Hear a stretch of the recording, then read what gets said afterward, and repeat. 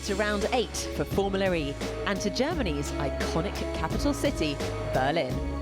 A modern-day destination influenced by pivotal moments in history as much as today's creative and cultural reference points in art, music and architecture. The race on another original track, this time not in a downtown district, but taking place on a circuit created on the historical apron of Berlin's Tempelhof Airport.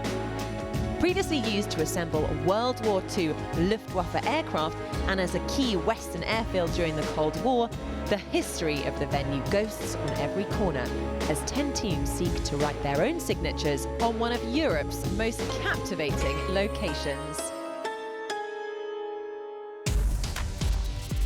The wonderful city of Berlin is about to play host to the qualifying session ahead of the 8th round of the FIA Formula E Championship. My name is Jack Nichols. Alongside me in the commentary box is Mike Conway. And there you saw the city centre, and that's how far away we are. Only about 15 or 20-minute drive from the heart of Berlin. Only 10 or 15 minutes as well from Checkpoint Charlie, because we are in the eastern part of Berlin at this Tempelhof Airport that you can see here, stretching all the way around the perimeter of this circuit that is built on the apron of the track. And hopefully we should be in for some very entertaining qualifying action, because the first 3 practice sessions have been brilliant. The weather conditions are reasonable. It's pretty cloudy, but the air temperature is 17 degrees. That's come down a degree or two since free practice 1 earlier on. Track temperature 20 degrees as well, and tyres have been really challenging around this circuit. You can already see the bits of rubber on the outskirts of the circuit. Here's a look at this 2.47 kilometre DHL Berlin E-Prix circuit. The start-finish line down there in the bottom left. You've got your Sector 1 and your Sector 2 timing screens there.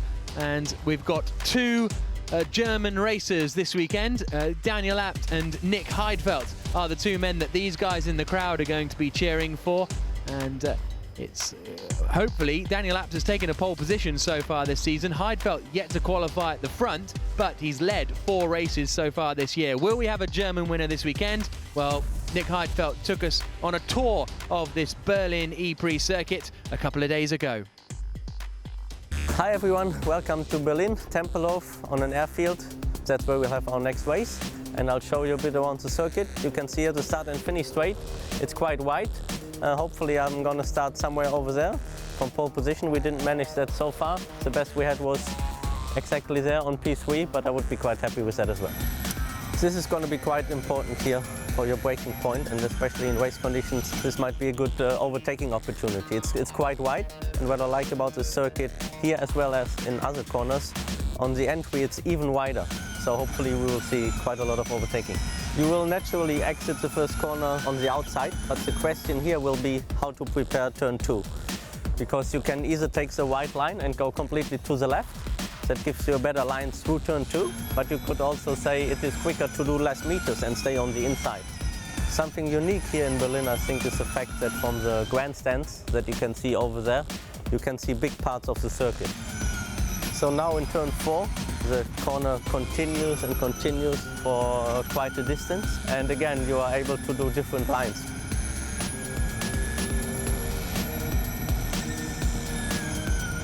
So the natural line in this corner would be to go over the white line here on the exit, but normally the white line defines the circuit limits, obviously. So it will be interesting to see how they will watch that. And just over there, exactly in line, there's a camera. So this is how they will try to watch if somebody goes over. And the thing is, you're allowed to go over it.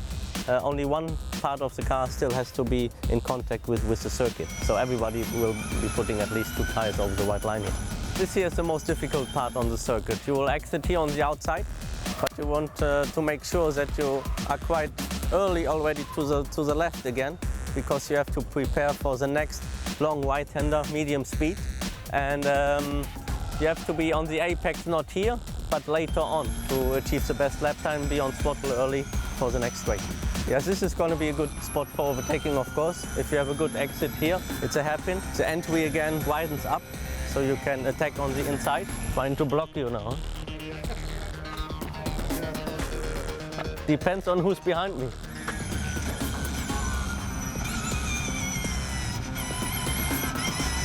Here is where the character of the circuit changes completely. Until here you have to be quite fluent, carrying a lot of speed.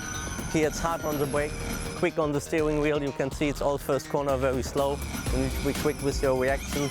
Something unique here in Berlin is the fact that here, if it rains, we are covered. You can see it's very tight, all first gear.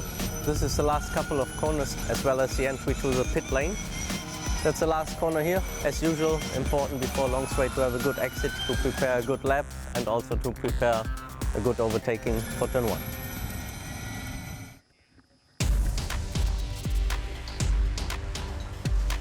Great to have a guide of the circuit there for the man from Mönchengladbach. And there is the Berlin Tempelhof Airport building. There's the old control tower on the left-hand side. It's been used for flight since 1909. The big runway and fields that are out to the right of the shot as we look at it.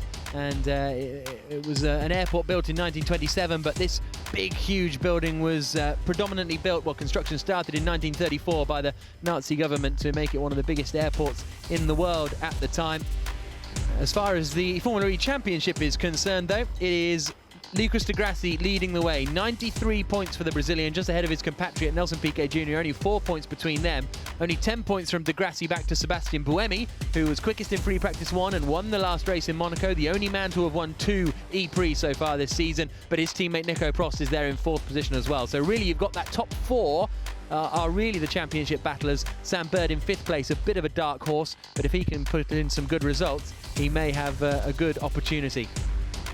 Further down in the championship standings, you've got Daniel Abt there, the other German racer in the field. He's in 11th position, and Nick Heidfeld, you can see there, down in 20th place. He's led 4 races, but has only managed to pick up 6 points so far this season. He will be hoping that home soil in Germany will be what puts him back on track.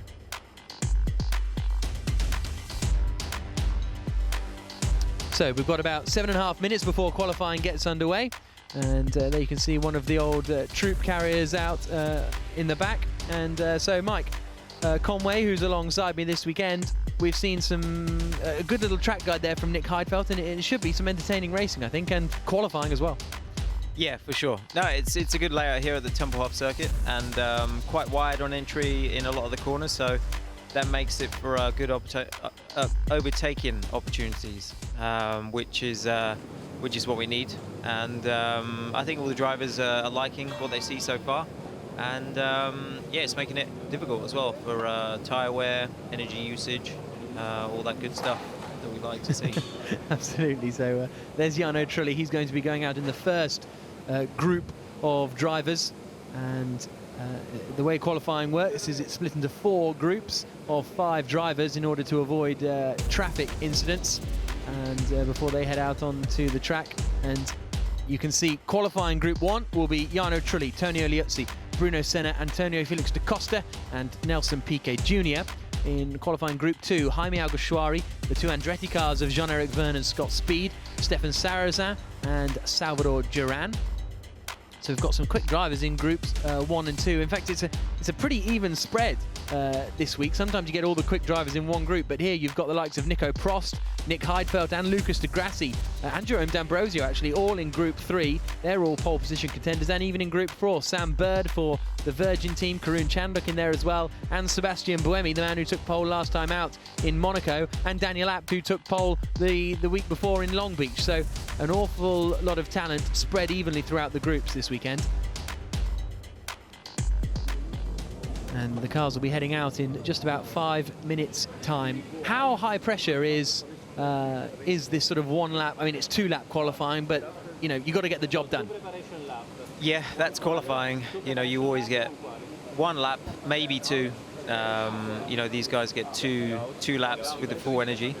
But ultimately, you know, the best of the tyres will be just on the 1 lap. But they'll get a second chance around here, and the track seems to be rubbering in every session. So it'll be interesting to see if the last group will be any quicker than the first one. But we yet to see that. But what's your bets? Well, we'll see. First of all, we'll hear from Sam Bird. I've got out of that question quite nicely. So we can hear now from Sam Bird. He's going to be going out in Group 4 later on. So Sam Bird, not necessarily the normal pace that we'd see from you during practice. What were you testing out? Many things, Nikki. In race trim, we seemed to be okay, but in qualifying, we had a couple of issues with our car. We went down a different route to our teammate. Looks like his was working a little bit better. We also have a different battery in the car for our quali car, and we're running quite underpowered, so hopefully that'll pick up some time. Now, I know you're really gunning for a win this weekend. Do you think that's possible? Anything's possible. We still haven't qualified, so you never know. It might even rain, so anything can happen. And with those tyres? Yeah, well, we'll see. Cheers, Sam. Not giving anything away there, Sam Bird. No, I think he was eager to get in the car, to be honest. You know, that's this point, you know, they're focusing on what they need to do, and they're probably not, you know, focusing so much on questions. But yeah, I think he's just in the zone, ready, waiting to get in. And obviously, there's lots of unknowns at this point, so you just kind of want to focus on the job in hand. Absolutely. There is a new set of Michelins going on the front of Nelson Piquet Jr.'s car, and tyre wear has been one of the interesting things so far. This is just from 2 free practice sessions. You can see the marbles and the rubber that is being laid down. So this could be one of the first races this season where there's a real difference going out in Group 4, having more rubber laid down on the circuit. It won't be too dramatic because you don't get the amount of laps when each driver's just doing 2 laps. It's not like you've got a field of 20 going around for 10 laps, but nevertheless, that could be very interesting. Bruno Senna there at the wheel, he going out in this first session, so it's the 2 Trulli cars, Senna, Da Costa and Piquet, and he's just settled in there, isn't he? Getting ready to head out onto the circuit, getting into the... Do you get into the zone? And we commentators like to say that, but I always wonder if drivers actually feel like they're in a zone. Yeah, you know, you're focusing about, you know, what you've learned from the previous sessions, just visualizing the lap in your head, possibly, and just knowing all the marks that you got to hit under braking, your entrance points. It's, yeah, there's a lot to think about, but once you know it's there, sometimes it's just good to, you know, switch off, relax, breathe, and just kind of focus on the laps coming up ahead. Antonio Felix da Costa warming up his hands, by the way. That's incredible. What's he doing? But he's rolling a ball. Yeah. So that's his warm-up routine, getting the wrists going ahead of the qualifying session. And I think he's a bit of a dark horse for qualifying. He was only a couple of tenths off in free practice 2. Well, he ended up half a second slower, but he lost a quarter of a second in the final sector with missing the apex of turn 12, I think it was. And so he definitely is within a shout of qualifying for the Amlin Aguri team. He also was in with a shout in Monaco, but ended up... So, Jerome D'Ambrosio, we saw you qualifying your season best, 3rd last race. Can you do it again today? We're trying to go for better than that. We had a good run this morning, 3rd in free practice, so yeah, definitely we're going to try to even beat that. And you're due a spot on the podium, really? Well, that's something that we also want to achieve and keep the focus high for that. And do you think you're on target for that? Yeah, I think this morning we had a pretty good run in both sessions. So you know, we got to still improve a little bit, myself, the car, and everything. But we're on the right track. Great, good luck. Thank you.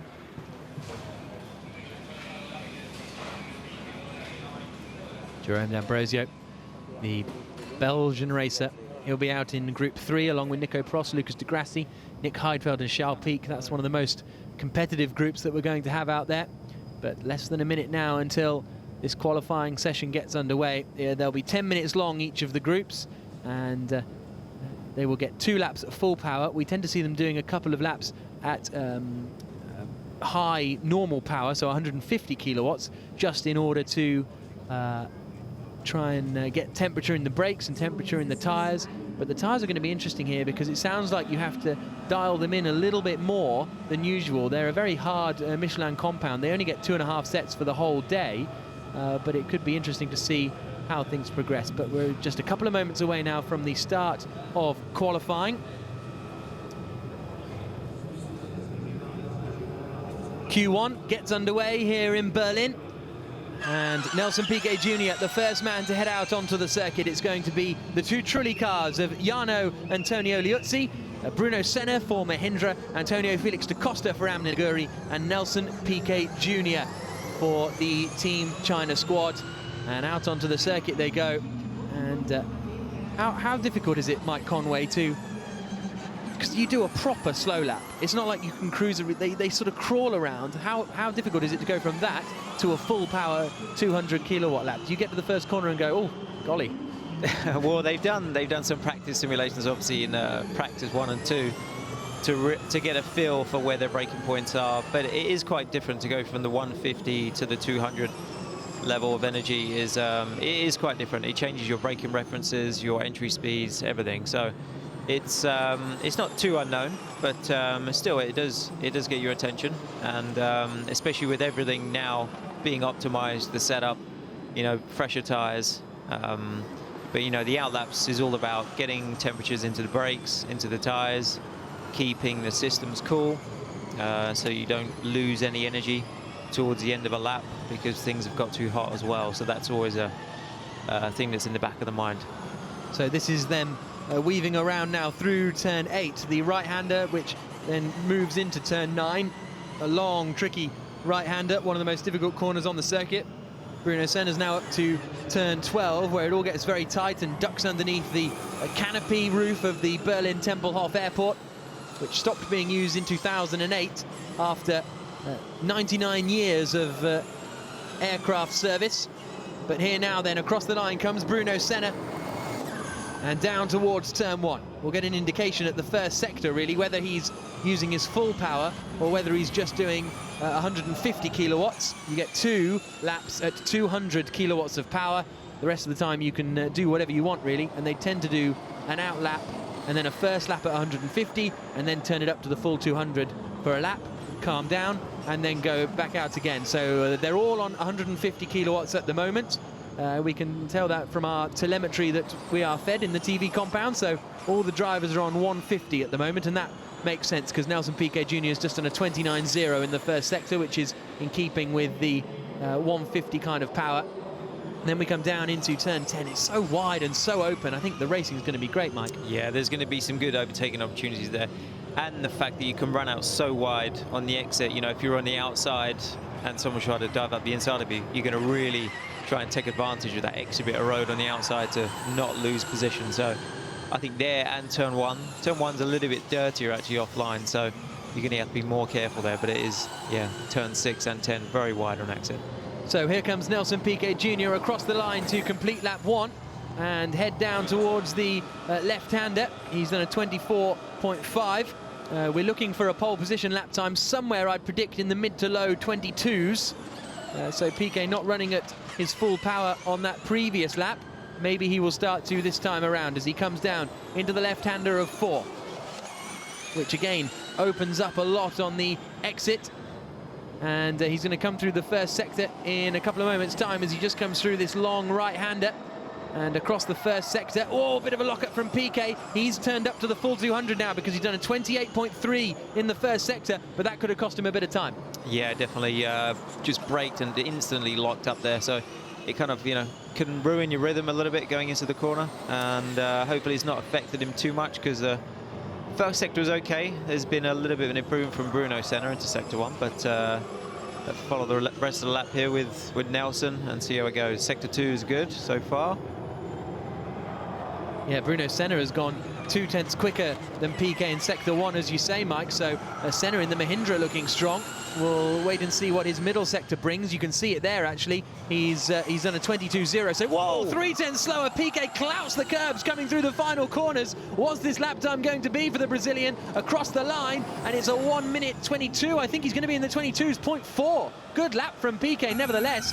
And he really went for it in that final sector. But Senna is about 0.2 down, I think, on Piquet Jr.'s time at the moment as he comes out of the final corner, sliding it all the way out. The car really working underneath him as he comes across the line. What's it going to be for Senna? It's second quickest, a 10.5 down. But here comes now Antonio Felix da Costa across the line. Trulli is quickest in sectors 1 and 2. So Jarno Trulli could jump up to provisional pole position. He's about to come through the final corner now. The Italian, the one-lap specialist in his Formula 1 days, now about to come across the line. Are we going to see him move to the top of the timing screens? Trulli across the line, provisionally pole, 21.547. That's 0.8 quicker than Piquet. That's a wonderful lap.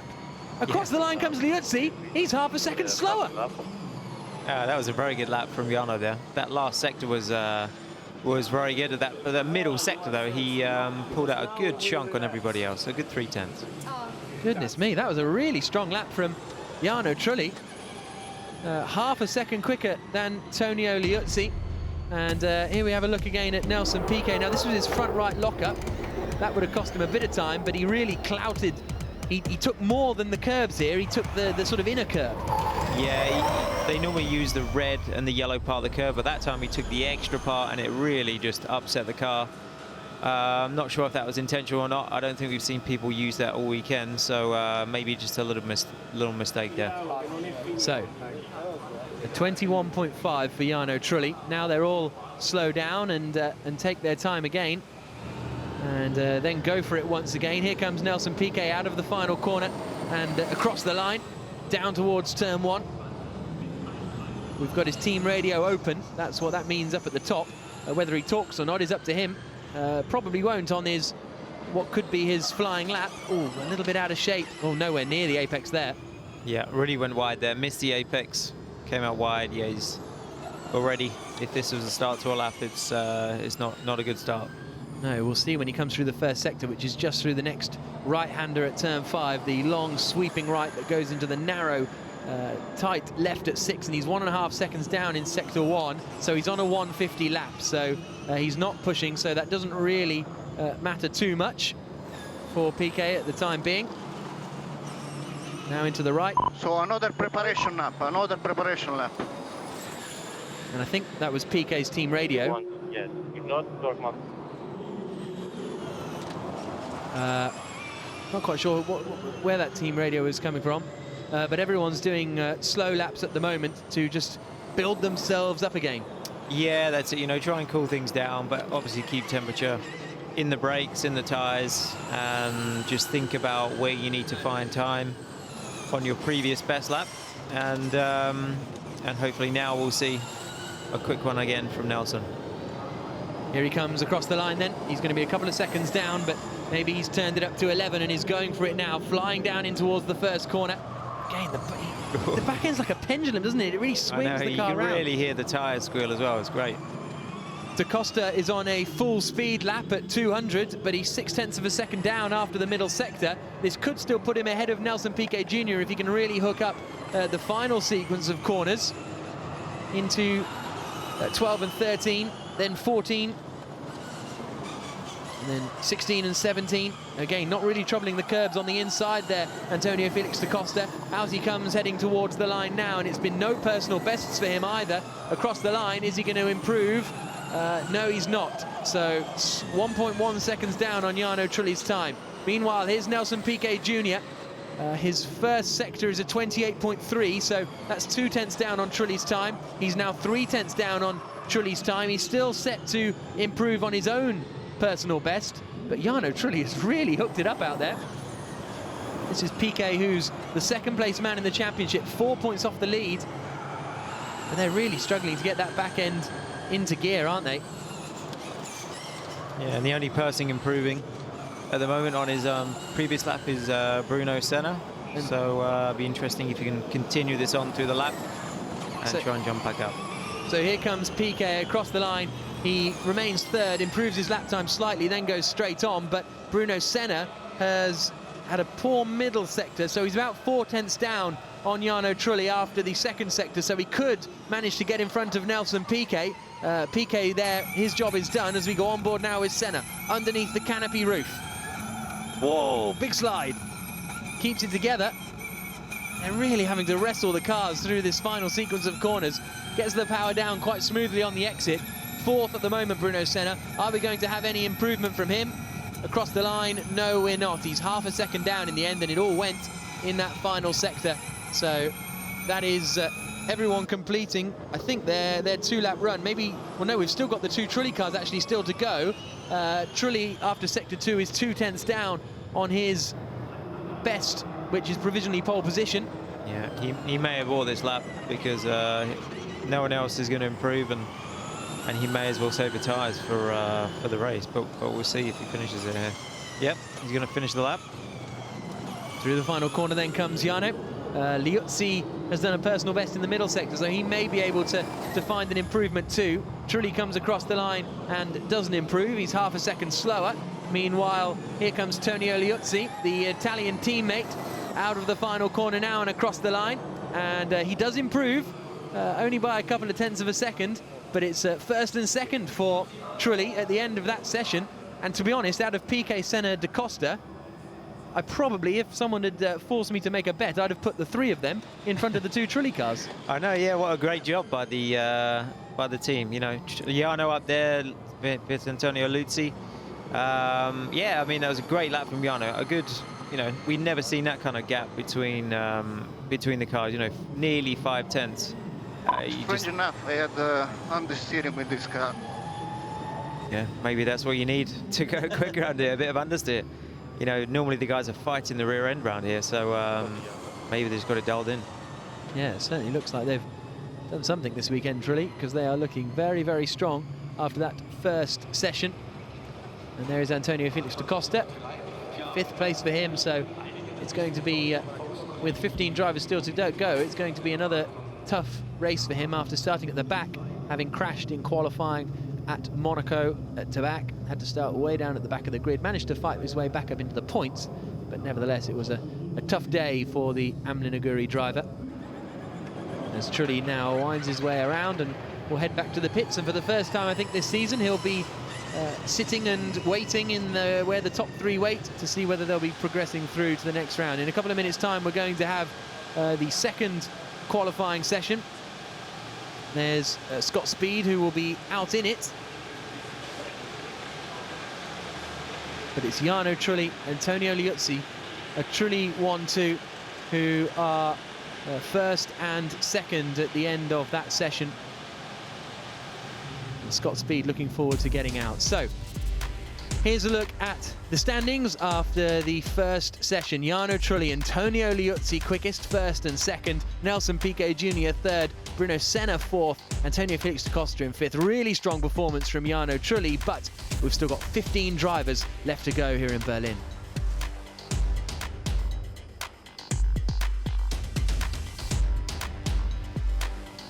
There is Piquet's car being weighed by Carlos Funes, the technical delegate. He's got his special rulers out, and this is going to check that the line between the roll hoop and the front of the car is above where Piquet's helmet is. But now we've got both of the Andretti guys going out in this second session, and they've both looked quick so far, Mike. Yeah, they have. You know, Scott's been pretty impressive in the last practice, and John O'Byrne as well has been up there. So it's going to be interesting, this one. I mean, it looks like you just get the one lap on the tyres. I mean, it looks like maybe they can hang on for the second lap, but ultimately, you know, it might just be that first lap. So yeah, it's going to be, you know, whoever does the best job here. And yeah, great job by Jarno though. You know, good time. I think that's going to hold quite well actually compared to, you know, the next sessions coming up. He has had some strong qualifying performances this season, truly. Malaysia in particular, he was very strong, started up towards the front of the grid and was running up in third place in the early stages. He has had, well, his best result of the season was a fourth place at the next race in Punta del Este, but from Buenos Aires onwards, it's been a difficult season for the Trulli team. But it looks as though things are getting back on track here. Jaime Alguersuari getting ready to head out in the Virgin car, and he was very quick as well in free practice 2, ended up near the top of the times. We had the top 9 covered by half a second in free practice 2. So Alguersuari is very much going to be there or thereabouts. He'll be hoping to find the limit as he gets ready to go out in the next session. So it's he, the two Virgin cars, Stefan Sarrazin, and the other Amlin Aguri machine of Salvador Duran. Great to see the stands filling up. This is the only major race in Germany for single-seaters this year. We can now hear from Nelson Piquet. He's with Nicky. Piquet, probably not the result that you were hoping for. Saw you slipping and sliding a bit out there, brakes locking up. What happened? It's hard to say, you know. It's a hard track. It's a different surface, you know. I don't know if we're missing something. It's not the usual tracks that we've been going to, you know. But yeah, I mean, on the positive side, it's a track, a really wide track with a lot of chance of overtaking, and if we manage our race pretty well, that's the most important part, you know. Qualifying is important in some tracks. I don't think it's going to be that important this one. So I'm not sure how it's going to end up at the end of qualifying, but hopefully we'll be close to the top 10, let's say. If we're top 10, I think it's still a very good chance of scoring a lot of points.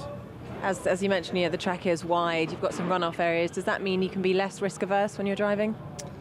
Yeah, in qualifying, but in the race, you know, it's all about the consumption and about the battery and about the temperature. So we're going to have to. It's not going to really matter how wide the track is. We're going to have to save a lot of energy and really be cautious on that area. So yeah. So well, now look forward to the race. Thanks, Nelson.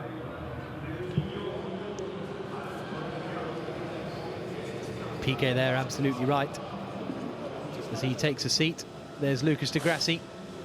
He's getting in the zone ahead of his run in group number 3 out the back of the Apt garage. The man leading the championship. Qualifying group 2 underway. Jaime Alguersuari there in the Virgin car. He's out, so are the 2 Andrettis, Jean-Eric Vergne and Scott Speed. Stefan Sarrazin in the Venturi and Salvador Duran in the Amlin Aguri. So those are the guys out in this second 10-minute session. So Vergne and Speed, the 2 Andretti guys, have looked very quick this weekend. They had a very tough time in Monaco. Not necessarily a lack of speed, but qualifying didn't go their way. Vergne made a mistake and Speed had troubles with his brakes. And then as a result, they all got involved in the melee down at JFK Avenue. So as a result, they didn't really manage to pick up any good points at all. Vergne ended up retiring, and I think Scott Speed managed to finish the race and finish in 12th position, but it was no points for the Andretti squad, so they'll be hoping to put it back right here, and they have looked quick in the free practice sessions. So across the line there then comes Jean-Eric Vergne down towards turn 1, hooks up the apex nicely. And these are all, at the moment, on 150 kilowatts times, on 150 kilowatt power. Just so you know, track limits at turn 1 are not being monitored. So at turn 1, you can go as wide as you like. Salvador Duran, I think, is on a full speed lap, but he's not going particularly quickly. Jean-Eric Vergne is on 200, and he's just gone faster than anyone. Vergne, quickest of anyone in Sector 1. He's 0.2 of a second quicker than Scott Speed. This is Jaime Alguersuari coming into turn number 9. He's running at 150 at the moment, but here is Jean-Eric Vergne. Comes through the middle sector. What's the middle sector like? Through the left-hander, 22.1 for Jean-Eric Vergne in the middle sector. So that's 0.4 down on Jarno Trulli. So that's tough. He's got to go for it now in the final sector. Yeah, it's pretty neat and tidy so far. But yeah, as you said, that middle sector is a little bit down. But Scott Speed, on the other hand, his middle sector is good. Across the line then comes Jean-Eric Vergne. What's it going to be? It's a 22.0. That puts him 3rd. Half a second down on Jarno Trulli. Scott Speed comes across the line, and he goes 4th quickest. So very, very close to the back of Jean-Eric Vergne. Just 0.1 of a second between them. Alguersuari, meanwhile, is looking quickest of anyone. He's matched Trulli in Sector 1, a 10th quicker in Sector 2. So what can Jaime Alguersuari do? The Spaniard coming into the final corner now, through the left-hander.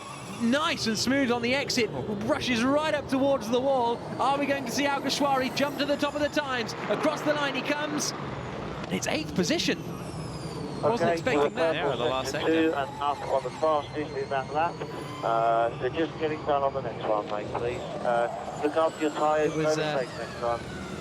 The final sector was a second slower for Jaime Alguersuari. Yeah, it was First really sector, strange. second sector, fine. A second in the final sector. Something must have happened there. You know, to lose that much time in that sector. I mean, he is very tight and twisty, but his first 2 sectors was very good, especially the middle one. You know, purple. in sector 2. There was a very impressive one by Luizzi. So, and Stefan Sarazan's gone second quickest. So Sarazan has split the two Trulli cars. The Venturi machine is up into second position now. And there's Jarno still on provisional pole position. Thumbs up from him. But a great lap from Stefan Sarazan. That could already be his best qualifying performance of the season so far, even with 10 men to go. And that means Nelson Piquet Jr. is no longer in third place, and he can go back to the garage and try and find out what's gone on. No words to Charles Pic, no words of advice. And so Trulli, Sarazan, Liuzzi, Verne, Speed, Piquet Jr., Duran, Senna, Da Costa, Alguersuari, the top 10 at the moment. The combined age of that front row would be something special as they come through the right-hander now. This is Jean-Eric Verne we're watching. Fourth quickest. So his first sector was okay. It was the middle sector where he lost 4/10 to Jarno, and he's 5/10 of a second down. So there are the two Trulli drivers looking very happy with themselves. What's Verne done in sector 1? Now he's up. That's the first sub-28 we've seen in the first sector, a 27.9. Scott Speed has gone slightly slower than he has managed before in sector 1, but it's still pretty good. But Jean-Eric Verne does a 27.9 in sector 1. That's Speed in second place, losing the back end. But it's Verne up in front who's going to be the quickest man of anyone as they come through the middle sector. What can he do? It's a 21.8 in the middle sector, so he's all in all quicker than Jarno Trulli. Scott Speed is slower again in the middle sector. So it's Verne coming through the final few corners, the Andretti car just up the road. Here he is. Oh, he's throwing it through there, isn't he? Beautiful stuff. How smooth is he going to be through the final corner? Already had a pole position this season in Punta del Este. Swings it right out to the barriers. It's Trulli on provisional pole position at the moment. Across the line comes Verne, and it's third. It's a slow final sector for Jean-Eric Verne. He lost 4/10 to Jarno Trulli in that final sector. So that seems like you've really got to hook it up. yeah, you could see the onboard from Scott Speed. It looked like his tyres were just completely going away. Maybe that's the case with the final sector, you know, that on their second attempt, they get into that last sector and they're just losing the tyres, losing the performance. And again, yeah, Jaime sliding around there as well, missing the apex. And maybe it's just a little bit too much for the tyres. Maybe Alguersuari can improve on his current position, though. He's currently in 10th place, and he jumps up to 7th, but still, he lost a lot of time in that final sector, half a second. So I think that's everyone has completed their 2 quick runs. Stefan Sarazan might have one more to go. We'll keep an eye out on the Venturi driver. Across the line he comes now to do a 34.7, so this might be his final full-speed attack, Stefan Sarazan. Very experienced racer, races at Le Mans. Plenty of success at Le Mans, plenty of success in rallying. He almost won the Monte Carlo rally a couple of years ago, ended up losing out on the final couple of stages, but he was there or thereabouts. And what's he got in the first sector? 27.9 is the quickest first sector we've seen from Jean-Eric Verne, and it's a 28.1 for Sarazan. So he has matched Jarno Trulli, the provisional pole position sitter. Oh, and he's been held up by Alguersuari. And that is really going to frustrate Sarazan, and it may well see Alguersuari getting a little bit of a telling off. He's going to keep going, Sarazan, but... well, that's Sarazan's team radio, and if you can speak French, I apologise for the language. That's annoying. That's a shame. Yeah, that's a real shame, because Stefan was on an improvement over his previous best lap. So, yeah, he's going to be annoyed with that. His second sector was really compromised by Alguersuari there. So, yeah, he's going to be annoyed. You can see he's throwing it around. He's still trying to get something out of it, but I don't know, fingers crossed, maybe.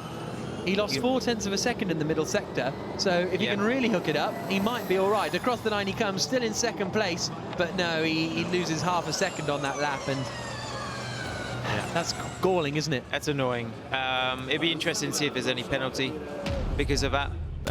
You know, really getting in the way of someone on their hot lap is very annoying, but yeah, it'll be interesting to see if the stewards do anything about that one. And there's not really much doubt that he got in the way there, is there? I mean, yeah, you could see he knew. Yeah, he knew he was in the way. He saw him a bit too late. Yeah. So that was Jaime Alguersuari getting in the way of Jean-Eric Verne, and Alex Ty with a shake of the head. Not quite sure what the shake of the head means. You're free to go. But Liuzzi's just been told he's free to go, so he can head off because he's not going to be in the top 3. but a photo of the two Trulli drivers together, because Jarno Trulli is still on provisional pole position. Yeah, he's looking good here.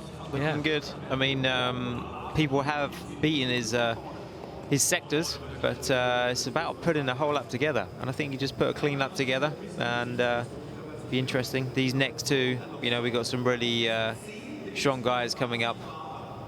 You know, Sam Bird, D'Ambrosio, Duval, Prost, Buemi. It's going to be very, very interesting. So here's how it stands halfway through this qualifying session. Jarno Trulli still the quickest man of all, 4/10 quicker than the rest of the pack. Incredible stuff. Then it's Sarrazin in second for Venturi. Third is Jean-Eric Verne. Fourth, Tony Oliuzzi. Fifth, Scott Speed. Piquet Jr., championship challenger, down in sixth, and we're only halfway through the session. Alguersuari down in seventh. Durant, Senna and Da Costa completing the top 10, but we're only halfway through qualifying here in Berlin.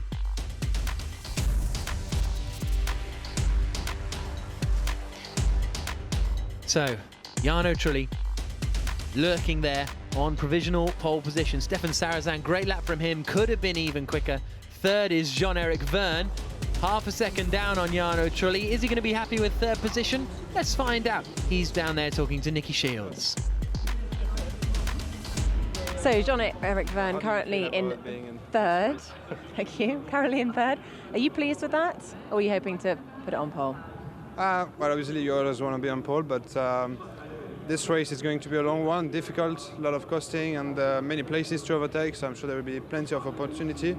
I'm pretty happy with my lap. I just don't know how, you know, this guy did 4.5 tenths quicker. It was amazingly quick, and but nevertheless, I'm sure in the race we can do something good. I don't know if I'm going to hold that third position, but at least, you know, I will be more or less in the front row, avoid any kind of crash at the start for once, and it will be good. But yeah, I'm pleased with the lap. I don't think I could have done much quicker. And it looks like tyre wear could be a bit of a concern for this afternoon. Do you think that's going to be a problem for you? If it's a problem for me, it's going to be a problem for everybody. But I have to say that I've been used with the Pirelli tyres that wear a lot, so I know more or less how to drive it. So I don't know if it's going to be an advantage, but I think that should be fun. Enjoy, thank you. So third place at the moment here at Berlin Tempelhof for Jean-Eric Verne. Stefan Sarrazin lying in second place. Jarno Trulli topping the times. These are the next two groups we've got coming up. Jerome D'Ambrosio, Nico Prost, Lucas de Grassi, Nick Heidfeld and Charles Pic out in Group 3. That's going to be a very strong group. And then the final group, Bird, Chandok, Duval, Buemi and Abt. So we've got real pole position contenders in those two. But then, to be honest, I would never have said Jarno Trulli was a pole position contender. But here he is. 4 pole positions in his Formula 1 career. His last one in 2009 at the Bahrain Grand Prix. And he actually started on, he was meant to start on pole position for that famous 2005 race at Indianapolis, where all of the Michelin runners pulled into the pits, actually. So hopefully we don't get that here, otherwise it'll be a very quiet grid. But Nick Heidfeld there, getting in the zone. Trulli's best qualifying so far this season has been a 4th place at Malaysia. But Heidfeld in his home race, he's not from Berlin, he's from Mönchengladbach, out in the west of Germany, just outside of Dusseldorf. But he is imagining our VT from earlier and what he told us, and he's going to try and put that into practice out there on the circuit. And there is the man to beat, I think, Lucas de Grassi, championship leader. The pressure's on him, though. With a time like that, he's going to be going, how did that happen? Yeah, he may well be. I think a lot of people are thinking that one. But yeah, it's going to be a very interesting one this session. You know, I think Nick, you know, with Stefan being up in P2, obviously the Venturi cars are looking strong. So, you know, I think Nick Heidfeld's got a really good chance. But obviously Lucas de Grassi has been was P1 in practice too. So yeah, he's going to be fast as well. Verne still has the fastest first sector of anyone in this qualifying session so far, 27.9, but couldn't quite get it hooked up in that final sector. See you later, Jean-Eric. He's currently third. Scott Speed currently 5th. And a little chat with Jeff Thorman and Roger Griffiths. You lost 2 tenths in the last sector. Compared to the one before? Yeah. Still, you maybe P2. Yeah. Maybe. So Verne there saying maybe P2 was possible, but I've no idea how Jarno Trulli is 4/10 quicker than the rest of the pack. So now we've got out qualifying Group 3. Jerome D'Ambrosio for Dragon, Nico Prost for Edams, Lucas de Grassi for Abt, Nick Heidfeld for Venturi, and Charles Pic for Next EV with Team China Racing. And as I say, this is going to be a strong group. Nico Prost has had 2 pole positions this season. Lucas de Grassi is the man leading the championship. Nick Heidfeld's at his home race. And Charles Pic might struggle a little bit because of the Team China car as well, with Piquet only being 6th quickest. It seems that Team China haven't got it quite hooked up this weekend. There is the Frenchman turning into the left-hander. But again, we'll probably see them do 1 lap at 150 kilowatts and then turn it up to 200 for their attack at pole position. But pole here, as everyone who's not getting pole, Mike, is saying, oh, it's not too bad if you don't get pole here, but if you're 18th, it's still going to be tough. Yeah, I mean, obviously, the further up the field you can start, the easier your job is going to be. But it sounds like, from what they're saying with tyre management, the energy consumption per lap seems quite high, so there's going to be a lot of saving done. And, yeah, it's going to open up an opportunity for different strategies going on here and there. But that's what we want. We want an interesting race, don't we? So it's going to be fun, I'm sure. Across the line comes Nico Prost, who, like Stefan Sarrazin, actually sits quite high in the car compared to some of the other drivers. Car 3 is under investigation. That's Jaime Alguersuari. Not sure what that's for. Oh, yes, I am. The waving episode. Looks as though de Grassi was just getting out the way. This is Nico Prost in the blue and yellow Edams car, turning through the left-hander of turn 4. Now flat out through the right-hand kink at 5. And across the timing line. And he's a 1/4 of a second down. So that might be, this might be full power from Nico Prost if he's only a 1/4 of a second down in sector 1, a 28.3. So Prost has come straight out of the pits and has gone straight for it at 200 kilowatts. So Nico's going for it as he then sweeps through. There's Loic Duval putting his helmet on. He's going to be going out in the final session at Group 4. Prost has done the fastest middle sector of anyone, a 21.5 in the middle sector. Wow, that's good. A 10th faster than Jarno's time, I believe. Yep. Ooh, nice little slide through there. You can hear it squealing away. Now just a couple of corners to go through the left-hander of turn 17 and out onto the start-finish straight. So not the best first sector, strong middle sector. What's the final sector got in store for Nico Prost? Across the line comes the Frenchman, 6th quickest. Again, he lost, gone in very deep into turn 1, but that was okay because that lap was pretty much done for. But again, 4/10 of a second down in that final sector. As we go with Lucas de Grassi out of the final corner, turns it up to 200, I'd imagine. And yes, he does. You can see it there on the telemetry on the right-hand side. Full power down to turn 1. Yeah, rolling all the speed into the apex and just getting on the power hard out of here. And nice wide entry into 3. We'll miss the apex a little bit there, but got on the power early enough on exit. Again, good entry speed here and maximizing the exit for the long straight down now into turn 6. And this should go over. It's the end of the first sector. And he's up. Yep. He's about a 1/10 of a second up on Jarno Trulli's first sector split. A little bit out of shape there as he now comes into turn 8 and 9. It's a 28.0 for Lucas de Grassi, so slightly slower than Verne's first sector, but quicker than Trulli's. He's having to hang on. He's already out of the corner and he's still hanging on. Yeah, I mean, you think it'd be easy enough to keep it over to the right, but it's obviously not. The rear really wants to slide all the time, and as a lap goes on, the rear tyres get hotter and hotter, and it starts to really scum around. Only 0.02 of a second between Jarno Trulli on provisional pole position and this man, Lucas de Grassi. De Grassi's in, well, slower than him at the moment, coming through the final sequence of corners. Just 2 to go for the Brazilian, back end trying to get away from him. Keeps it all together, nice and smooth out of the final corner. What's this going to be across the line for de Grassi? Can he challenge Trulli up at the top? It's second place. 0.5 of a second slower than that man, Jarno Trulli, but he'll have another chance. Meanwhile, we've got Nick Heidfeld on the circuit. A 28.2 in the first sector, a good middle sector as well. This could put Heidfeld up into the top 5. The Venturi driver comes across the timing line, which is just there, and it's third place for Heidfeld.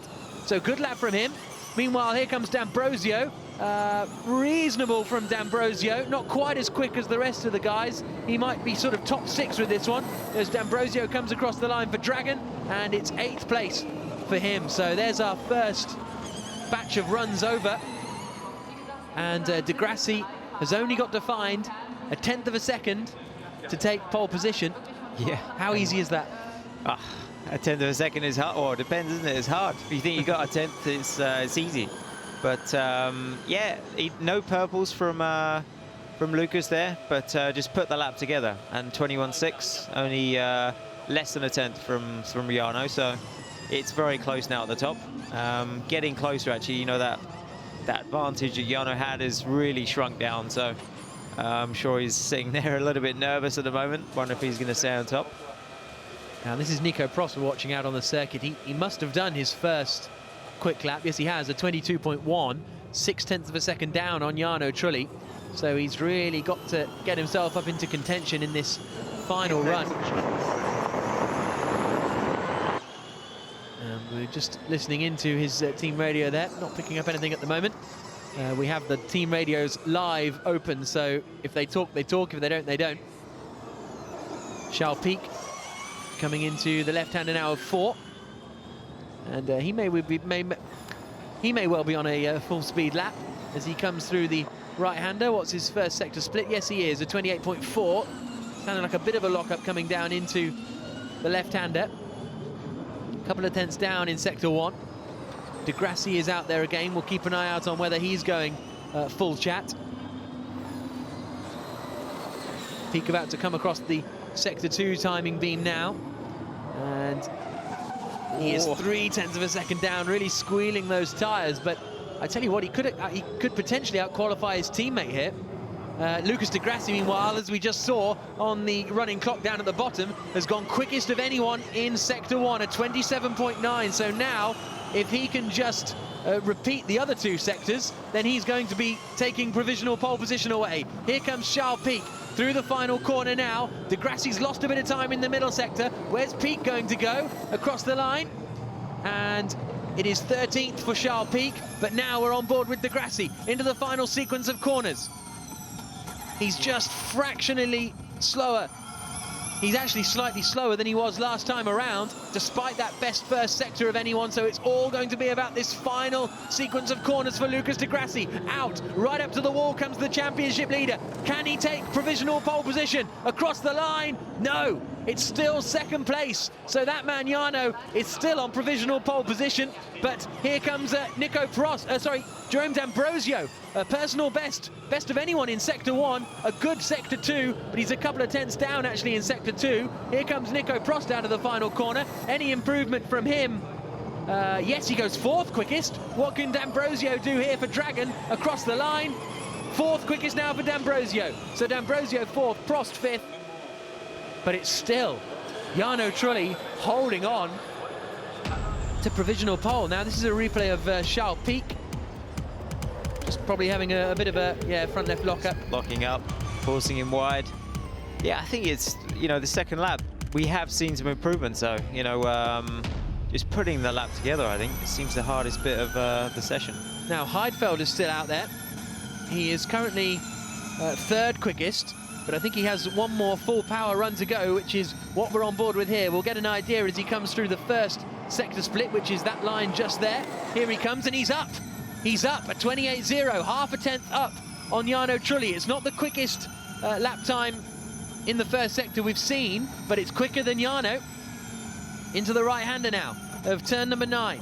Gets the apex nicely. That car looks a lot more stable than, you know, De Grassi, who was fighting it all the way around. Yeah, it does, yeah. It looks quite neat and tidy. Oh, another little lock snatch. Oh, and that's we sent him shouldn't have wide. said that, should we? I know, we jinxed him, wouldn't we? So he's just... And I think that's it. He's backed off now, hasn't he? So that's it over for Nick Heidfeld, and that's it over then for Q3. Heidfeld won't do any better than 3rd. A shame, because he was up after the first sector. but all of Trulli's time has come in that final sector. He's consistently a tenth, 2 tenths quicker than everyone else in that final sector. As Heidfeld comes back into the pits, the checkered flag comes out, the Venturi teams turn off the telly, and this is why.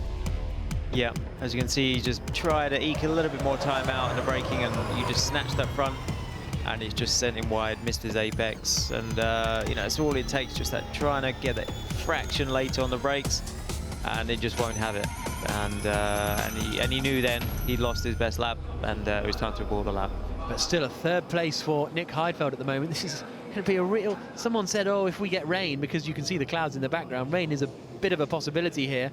If we get rain, we could get a bit of a jumbled up grid, but I think we may well get a bit of a jumbled up grid anyway.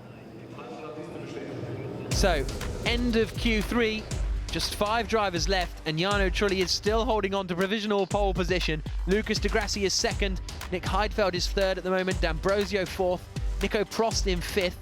So de Grassi's done a good job in terms of our championship challengers. Then we got 3 Frenchmen in a row at the moment, Prost, Sarrazin and Verne, Liuzzi, Speed and Piquet completing the top 10. Piquet was hoping to be inside the top 10 with that lap time, but he may get forced out because Alguersuari, Duran, Pique, Senna, da Costa complete the top 15. But we've still got 5 drivers left in the battle for pole position here in Berlin.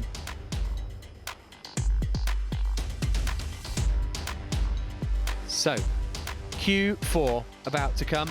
Sam Bird, very quick driver. Chanduk, quick driver. Duval, quick driver. Buemi, pole in Monaco. Apt, pole in Long Beach. The whole crowd are watching, and Alejandro Agag is watching as well. The CEO of Formula E coming to congratulate Jarno Trulli, and then gets out of the way because technically he's not going to be second on the grid. Agag, that man Lucas de Grassi is. And a really strong drive from de Grassi. Great to see so many fans here, though, at the Berlin E-Prix around the apron of the airport here at Tempelhof. And there's the focus of Sebastian Buemi. 3rd place in the championship. Lights to flag victory in Monaco. To do that again, he'll need to stick it on pole position. You know him well, Mike. Well, actually, first of all, we'll hear from Lucas de Grassi. He's currently second, almost robbed pole position away from Jarno Trulli. We can hear from him now. He's with Nicky. Well, Lucas de Grassi, another consistent performance from you. Are you slightly disappointed, though, that you haven't got that pole? No, I did my job. I did what I could with my car, 21.6. Jarno did a fantastic lap on a 21.5. We know Jarno, he's very quick.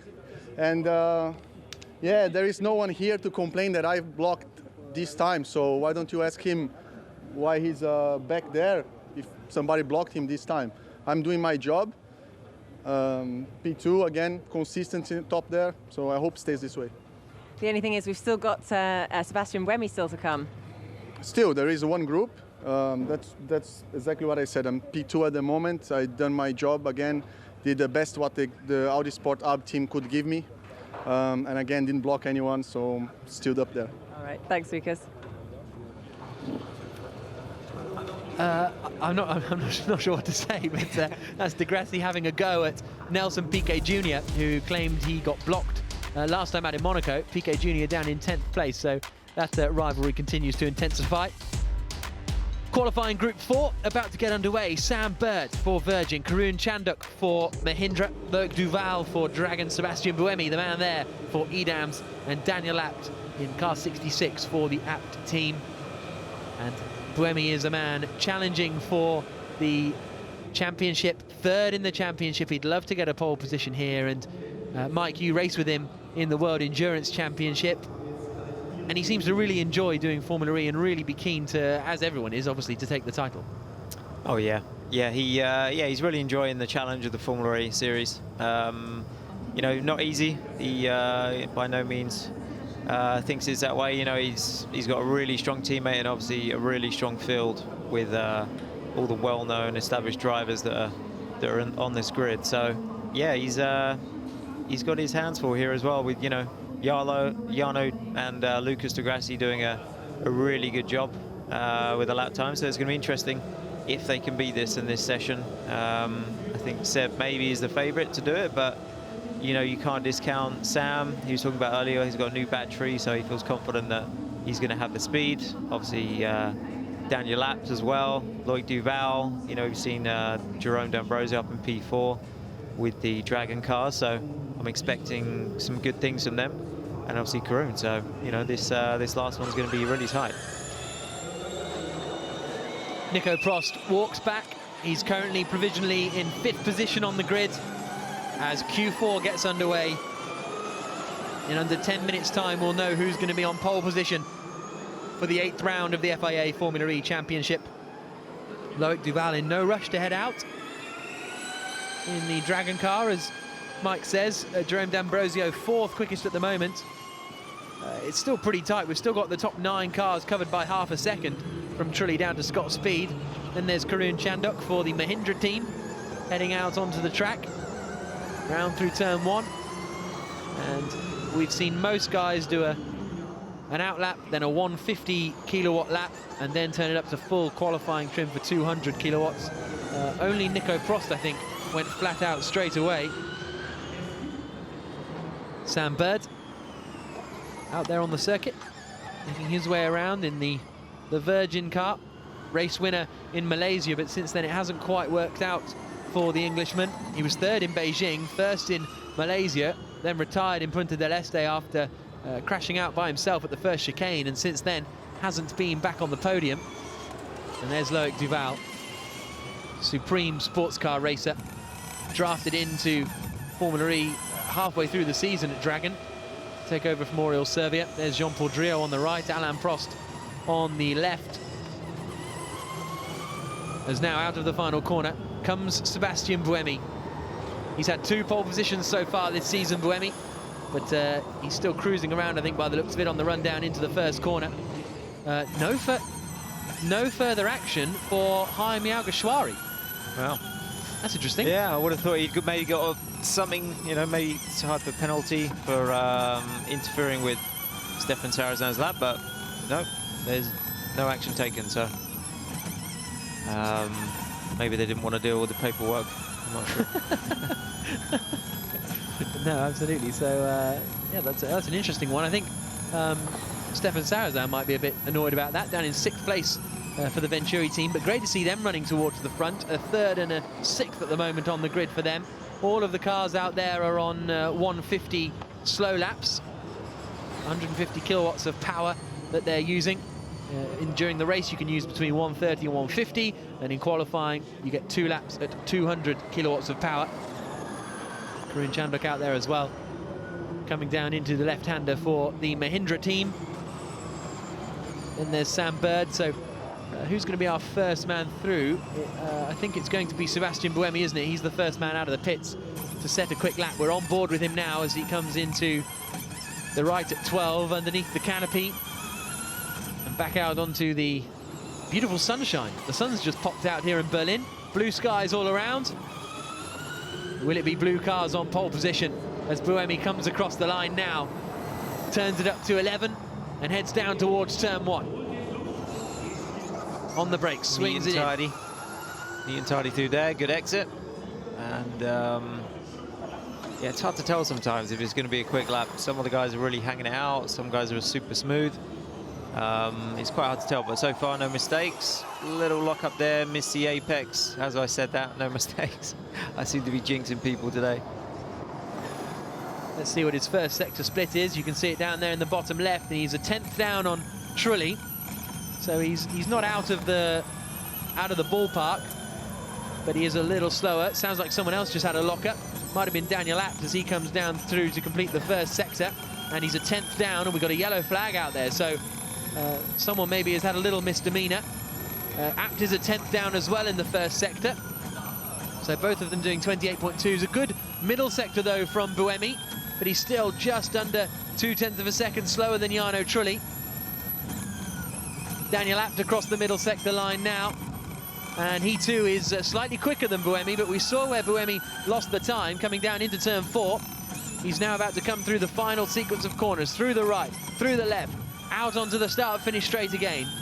What can the Swiss driver do 2 pole positions so far this season, and that puts him 3rd quickest, the fastest final sector of anyone, 31.6, and that seems to be the crucial one. So if he can tidy up his first sector, I think Buemi's looking pretty strong as Apt comes across the line, and he will go 10th quickest for Apt, but Buemi's looking in a good place right now, I think. Also quickest Loic Duval, 28.1 in the first sector, 21.8 in the second sector, so Duval could come up to challenge the top 5. Chanduk comes across the line and goes 18th quickest. But here is Duval into the final sequence of corners. Sam Bird hasn't done his full power lap yet, so we'll keep an eye out for the Virgin driver, as across the line comes Duval, and it's 7th quickest for Duval. So it looks to me as though Buemi's looking pretty strong as Bird makes his way through the back section now. Looked like he did an extra slow lap for some reason at turn. Here he is coming down into turn 1. Oh, he's lost it. So maybe that was his first quick lap. Yeah, didn't get a chance to do the lap, just locked the rears as soon as he braked going into turn 1. No hint of a locked front, so just too far rearward on brake bias or something there, and just caught him out. So now Sam Bird is on his full power lap. He might as well get on with it, because this is his only chance now at setting a quick lap time. On board we go with the Virgin driver through the right-hander. What's he going to be doing in the first sector? 0.3 of a second down, gets on the brakes, turns it into the left. Neat and tidy through there. Use all the road. And this is tricky. Braking, turning all the way in. And that was pretty neat and tidy. Other guys using more road on the exit, but he kept it a little bit tighter there, maybe just to look after his rear tyres. And also down into 11. Looked pretty good. Using all the road as well on exit. And a little bit more, 0.6 of a second down though after that middle sector, so this is going to put Bird quite a way down the order, that we could be sort of looking at 14th, 15th positions with his teammate Jaime Alguersuari potentially, as he comes through the final sequence of corners. 2 third places so far this season in qualifying, Sam Bird in Malaysia and Miami, but I don't think he's going to match that here. Runs out towards the wall, across the line comes the Englishman. Where's this going to put him? It's 15th place, so it's 14th and 15th for the 2 Virgin cars. Daniel Apt is out there now, coming through the first sector. Oh, big lockup. He did the fastest first sector of anyone though, Apt. Yeah. But I don't know how much did that lockup cost him, do you think? Did he get the apex? He still got to the apex. Maybe he missed it a tiny bit, but he still got there. And doesn't look a bad luck. He's really using the... Oh, big slide there on the rear, on the exit of 9 there. Through the middle sector, and he's still there or thereabouts, only 3,000th down on Jarno Trulli, so a neat final sector for Daniel Apt, and he could be starting very strongly in his home Grand Prix. Another man from the west of Germany, Kempen, near the Dutch border, but nevertheless, his home race as he swings it into the final 2 corners now. All looks pretty neat and tidy. How's it going to be on the exit? Right up towards the wall. Can Daniel Apt beat Jarno Trulli to pole position? Across the line comes the German, and it's 5th place.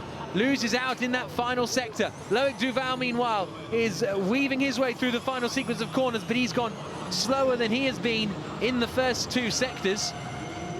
So it's not going to be an improvement, I don't think, for Loic Duval. 8th place for the Frenchman. So who have we got out there? Buemi. Buemi's done a 28.2 in Sector 1. His Sector 1 is 0.3 slower than the quickest we've seen. Yeah, he's... yeah, it looks like he's backed off. Doesn't look like he's going to get the lap done here. Through the middle sector, and yeah, he's just under 0.3 down. Lockup down there at turn 10.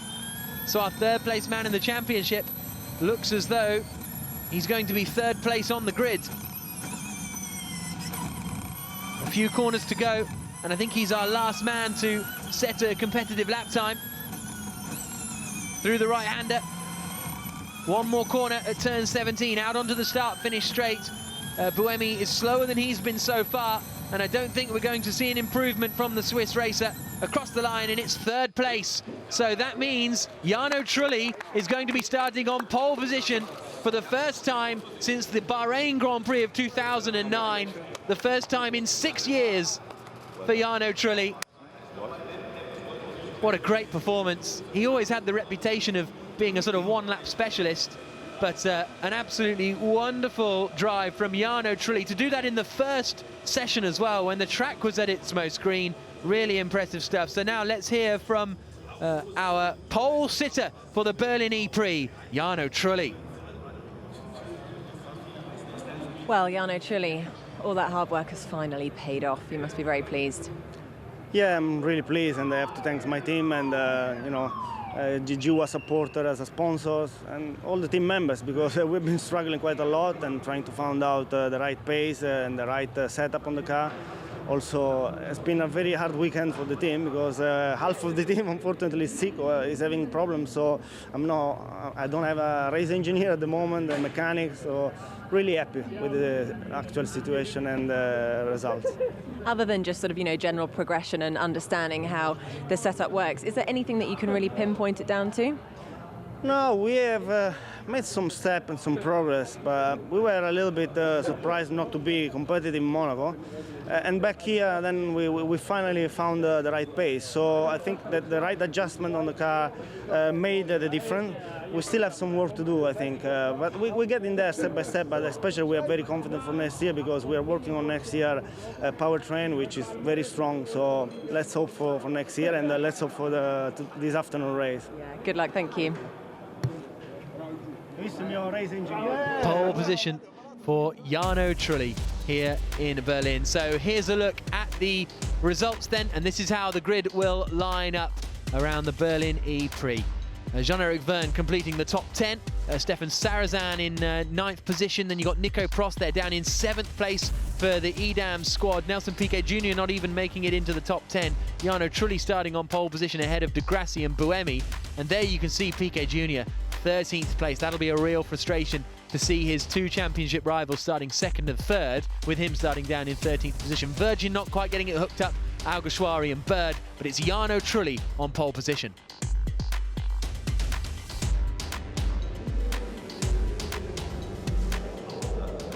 So we can now hear from the man who's going to start in 2nd place. Let's see if he has any more digs at Nelson Piquet Jr. That could be quite interesting, but he's talking to Nicky Shields. Well, Lucas De Grassi, you can see that your rival, Nelson Piquet, is down there at 13th at the moment. Does that mean the challenge is slightly more relaxed?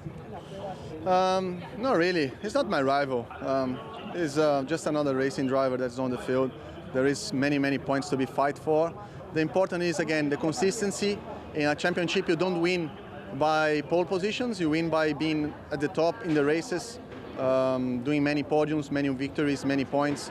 I'm very happy with all the job, the team, all the sport team app and all the sponsors they did for us at this race. Is that home race here in Germany. So very happy to put again the car on the front row, 2nd time now, and I hope the result will come in the race to follow. And where do you think the race can be won and lost here today? In the track. Of course, there is many factors which are new. This concrete surface has a very big effect on the tire. We don't know how this will behave during the race. Of course, the energy management, attack at the right time, and also the strategy can play a big role today. And how is the strategy going to be for today? Being in 2nd place, it's very different to Monaco, where it's very defensive. Yes, Monaco is very difficult to overtake. We tried our best to overtake Buemi in Monaco on the pit stop. Here is a bit more open. You have margin to overtake. The track is very wide. But again, you have to be quick. You have to be pushing every lap. You have to be on target with the energy consumption. And then you have a fight for the victory. Good luck. Thank you.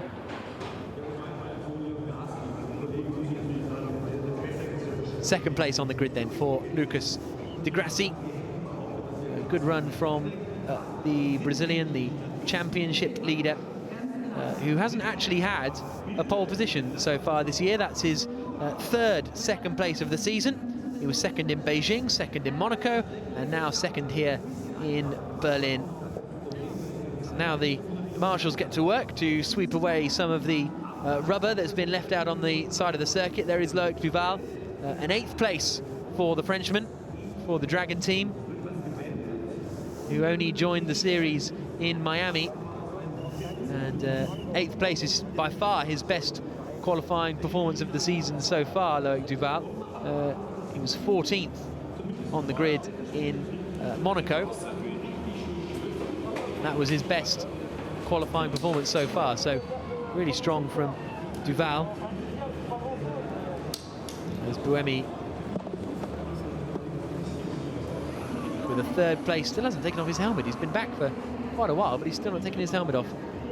Nick Heidfeld will be starting in 4th place on the grid. Great to have the German drivers actually 4th and 5th. Daniel Abt getting in at 5th place, so the German fans are going to have something to cheer. That man's going to be on television. No one else in the grandstand is quite as fussed, but he saw the big screens and loved it. Oh, there we go. That's the sort of stuff we want to see, isn't it? So Trulli on pole, De Grassi 2nd. We're going to be hearing from Sebastian Buemi in a couple of moments' time, hopefully. Our man who is in 3rd place, and now he has taken his helmet off, and Nikki has got a microphone, and she's going to speak to him now. Well, Sebastian Buemi, you're just 10 points behind championship leader at the moment. Are you pleased with qualifying in P3? Obviously, I would have been more happy if I could have been in front of Lucas and get the 3 points off the pole. But no, I think Jarno did a great lap, and I'm really happy for him. And Lucas obviously is up there. You know, Nelson seems to be a little slower, but Lucas is there, so we've got to push hard in the race here. Were you sort of racing as hard as you could, or did you make any mistakes? I think the first sector was not so great, to be honest, and I think I have the quickest last sector, but yeah, I didn't manage to put everything together. It's a very bumpy track with a lot of corners. It's very demanding on doing a good lap. Thanks very much. Yes, the first sector was the challenging one as far as Buemi was concerned, which was interesting because that was sort of the opposite of everyone else. Everyone else seemed to go quick. We had 27.9s from Verne, De Grassi and Abt in Sector 1, but Buemi was comfortably quickest in Sector 3. So here are the championship standings. Lucas De Grassi, 10 points clear of Sebastian Buemi. They'll be starting 2nd and 3rd on the grid respectively. Nelson Piquet Jr., 2nd place in the championship, but he will be starting down in 13th position. Sam Bird in 5th. D'Ambrosio da Costa, Verne Alguersuari and Bruno Senna completing the top 10. And there you can see Jarno Trulli up to 15 points, having collected 3 points for pole position.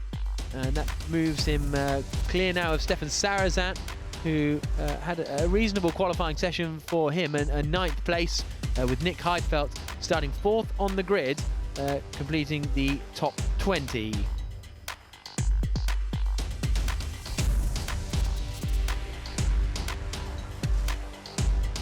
So it's Trulli on pole position ahead of the Berlin E-Prix. Really impressive performance. And Jaime Alguersuari is, well, we were just talking about Stefan Sarrazin actually, and it's 9th place for Stefan Sarrazin on the grid, but he could have been a little bit higher because he was having a good lap, but then he got caught out behind Jaime Alguersuari, and no penalty given here, Mike. Yeah, an interesting one. Stefan was on a good lap here. He did a good sector in Sector 1. And then, yeah, he just come up into Sector 2 behind Jaime Alguersuari, and it looked like he got slowed down. But, yeah, obviously Jaime saw that Steph was behind him, but he saw him too late and hampered his lap there. So let's hear from our 4th place man, Nick Heidfeld. Strong qualifying performance from the Venturi driver. Well, Nick Heidfeld, good to see you at top of qualifying. 4th position, are you pleased? Yeah, very happy with that, especially lately. It didn't go as well as we hoped for. It was not a perfect lap, but a very good lap. Surprised that Jarno did such a good job. Congratulations. But yeah, we as a team can be happy with our effort today. Stefan was unlucky with being held up, but yeah, we're moving forward as a team. And what do you think of the track here? I like it a lot. It's different to all the other street circuits we are having. Overtaking should be a bit easier, and what stands out a bit is the tire wear. Normally, tire wear is not an issue. Here it's quite high. And obviously this is a big home race for you. Yeah, as I said before, you don't prepare any differently, but I'm even more happy to have a good result here, at least now in qualifying, and then hopefully in the race later as well. Thanks very much. Doesn't seem quite as happy as I thought he would there, Nick Heidfeld. No, he yeah, sounded a little bit disappointed. So it's good. Maybe he thinks he's got a little bit more in the bag, and that the race is going to be good for them. So yeah, I think it's going to be, as he said, tyres could be an issue. Definitely some good amount of degradation. So it's going to make things interesting. So there's a look over Berlin out there in the distance, but now let's have a look back at that qualifying session. So the Berlin Tempelhof Airport played host to the Berlin E-Prix qualifying, and what an interesting and good track it was. Trulli were getting ready in the pits, and they couldn't really know how well it was going to go for them. Nelson Piquet probably didn't realise how badly it was going to go for him. Jarno Trulli out in the first group and managed to set a 1 minute 21.547, which bemused everybody else. Nelson Piquet struggled, but Trulli managed to stick it on provisional pole, a pole that would last till the end of the session. The top 5 covered by just 0.2 of a second. That's how tight it is in Formula E around a 1 minute 20 track. Jean-Eric Vergne was out in the second group, and he was all right, but in the end will start down in 10th position. Stefan Sarrazin was running well, but he got blocked by Jaime Alguersuari. Scott Speed had a reasonable run too, but he will be in 12th place. Vergne and Speed in 10th and 12th, only half a second down on the ultimate pole position time. This is where Stefan Sarrazin got held up by Jaime Alguersuari. The stewards decided that no action was to be taken. So Jaime Alguersuari will start where he qualified in 14th place. Vergne was pushing hard, but was only able to manage 10th place on the grid. Lucas de Grassi was really fighting the car when he went out in group number 3. And he was looking very quick, but was still unable to usurp Jarno Trulli from pole position. It was second place on the grid for de Grassi. Nick Heidfeld was looking strong too. He managed 4th position at his home race, bouncing it over the curve through the final sequence of corners. And then Nico Prost was not quite as quick as he'd want to be. Managed 7th place on the grid. Ever since he won in Miami, it's all started to slip away from Nico Prost a little bit. After chasing that victory for so long, it was still Jarno Trulli who was going to be the man on provisional pole position, with de Grassi sat down alongside him. But Sebastian Buemi was focused. He wanted to take that pole position away. Karun Chandhok was having a sliding time out there in the Mahindra car. Daniel Abt locked up with his right front, but despite that he still managed to stick it 5th on the grid, and that sideways moment as well coming out of turn 9. Sam Bird had a moment at turn 1, blocked the rears, lost it, ended up facing backwards. He then had only one chance to do a hot lap, and he could only manage 15th position on the grid. But Buemi was focused, Buemi was on a mission, and Buemi ended up in 3rd position.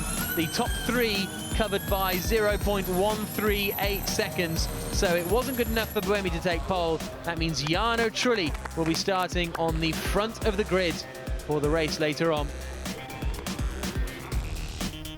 So there is the centre of Berlin, some of the incredible old architecture, which includes this Tempelhof airport. But now we're looking forward to the race, which will begin in 4 o'clock local time.